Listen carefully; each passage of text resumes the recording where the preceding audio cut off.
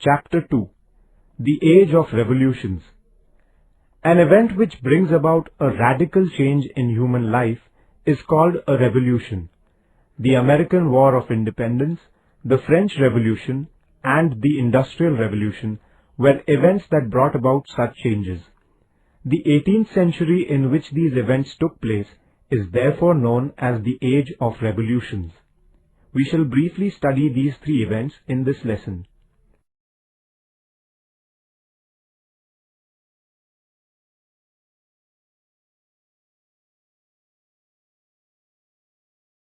The American War of Independence. After the discovery of the continent of America, people from many countries of Europe went and settled there permanently. The British founded 13 colonies in North America between 1607 AD and 1733 AD. England's policy about the colonies. The government of England began to administer these colonies in North America. The rulers of England expected the colonies to sell their grains, tobacco, sugar, etc. to England. The colonies in America were forbidden to produce any goods which could compete with the British goods. England levied duties in the colonies on goods such as tea and sugar.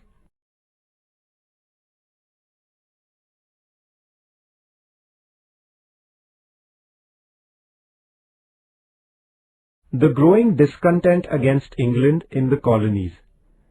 The colonists desired to get rid of the burdensome restrictions imposed on them by England.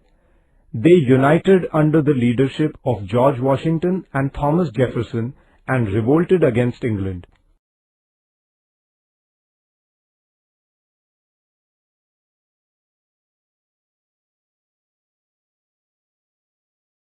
Boston Tea Party. The colonists demanded that England should remove all restrictions imposed on them and allow them to govern their colonies on their own. England refused to grant these demands. The colonists, therefore, boycotted British goods. Some colonists threw away tea chests from the English ships into the sea. This incident is known as the Boston Tea Party. No representation, no taxes. The American colonies had no representation in the Parliament of England.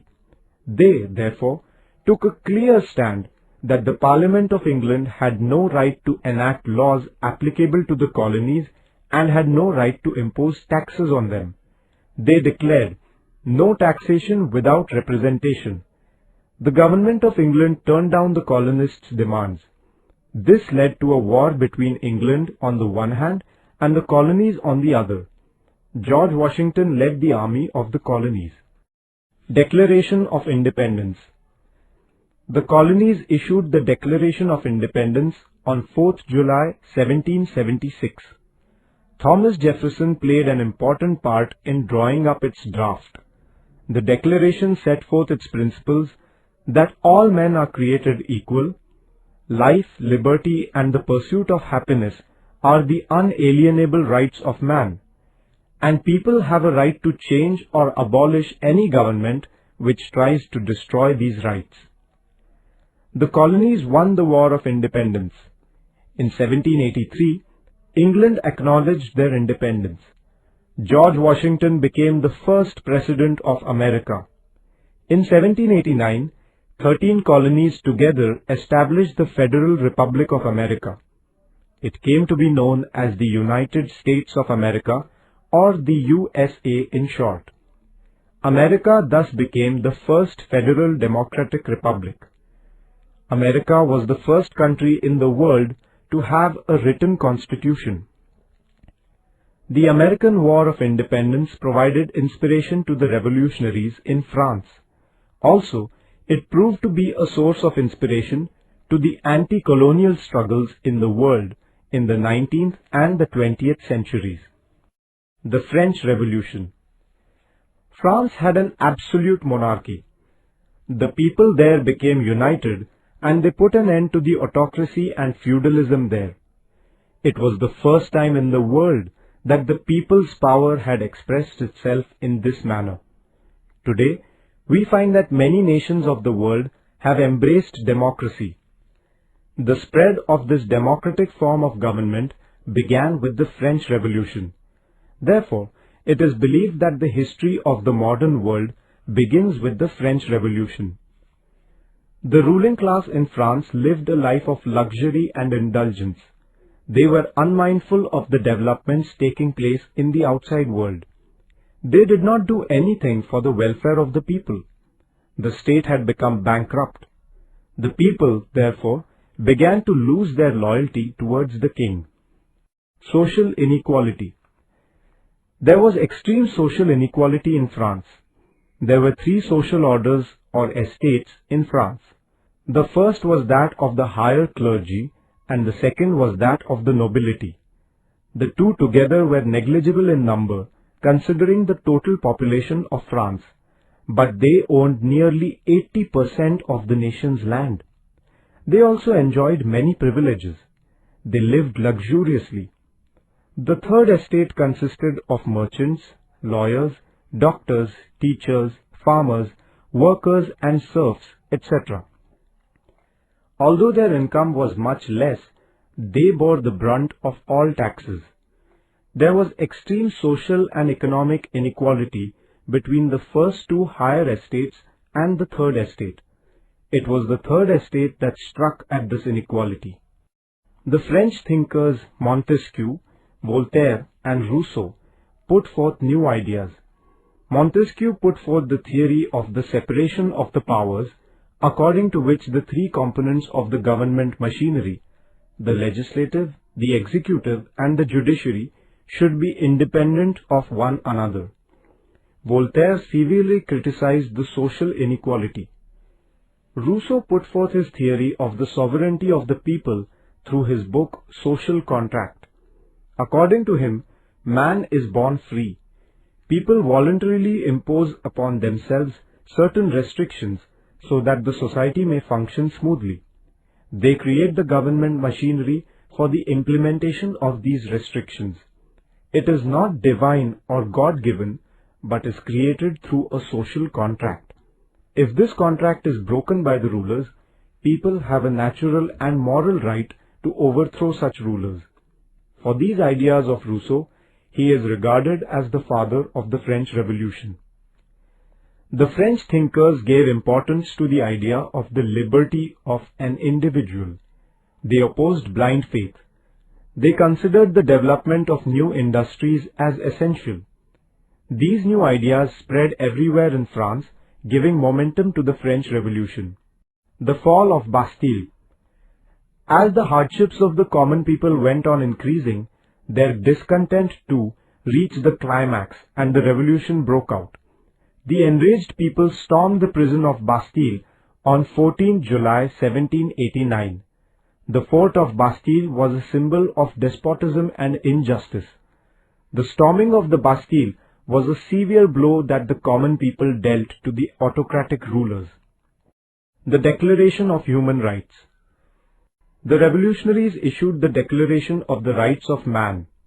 It proclaimed that liberty, security of life and property, and the right to resist injustice are the fundamental rights of man. The furious masses overthrew the feudal system in France. Louis XVI, the King of France, was beheaded and people established their rule.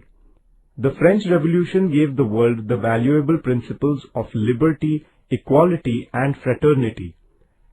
It established the principle of people's sovereignty.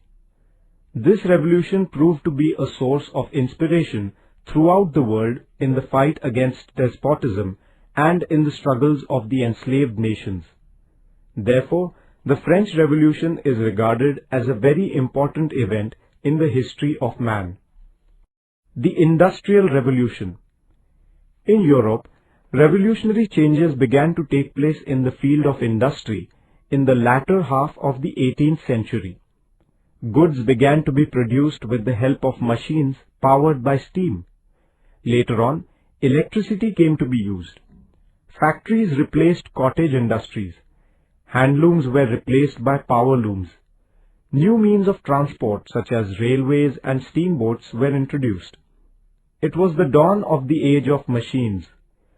This industrial revolution started in England first, and then it gradually spread to other parts of the Western world.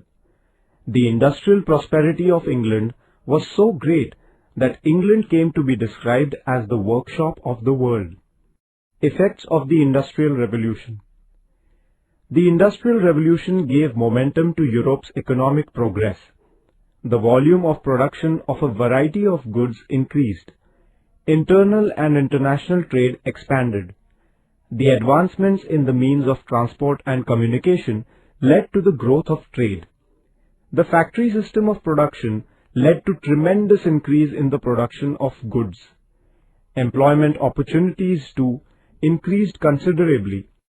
This, in its turn, led to an increase in the purchasing power of the common people. The availability of a variety of goods at cheaper rates enormously helped improve the standard of living of the common man. The need to secure new markets in the international field was then felt increasingly. With the help of surplus capital, modern machinery and a well-equipped military force, the European nations began to expand their empires in Asia and Africa. As a result, the undeveloped countries lost their freedom. They just became assured markets supplying raw material to the imperial powers. India too was a victim of this process. The Industrial Revolution led to the growth of towns and cities. There, the educated society grew in number. They became conscious of their rights. This helped the development of democracy in countries like England and France. New cities rose in Europe. The traditional occupations vanished. Villages were deserted. People began to throng the industrial cities. Thousands of workers lived in filthy slums. Lack of cleanliness led to the spread of diseases. The workers had to live a wretched life. In the industrialized nations, there began movements against this political and social inequality brought in by the economic inequality. The conflict between the industrialists and the workers' organizations grew. Workers' movements and women's movements for equal rights began in the European nations. These movements strengthened the idea of a welfare state. The standard of living of the common people improved. The life of the common man found expression also in the cultural field. New literary forms like short stories and novels evolved. The life of a common man became a subject of art and paintings. Later on in the 20th century, technological progress led to the development of the cinema. The joint family system began to decline. Traditionalism and blind faith began to lose their sway. It helped the spread of rationalism. But at the same time, wealth became the measure of man's success. Man became materialistic in his outlook. Human life became mechanical.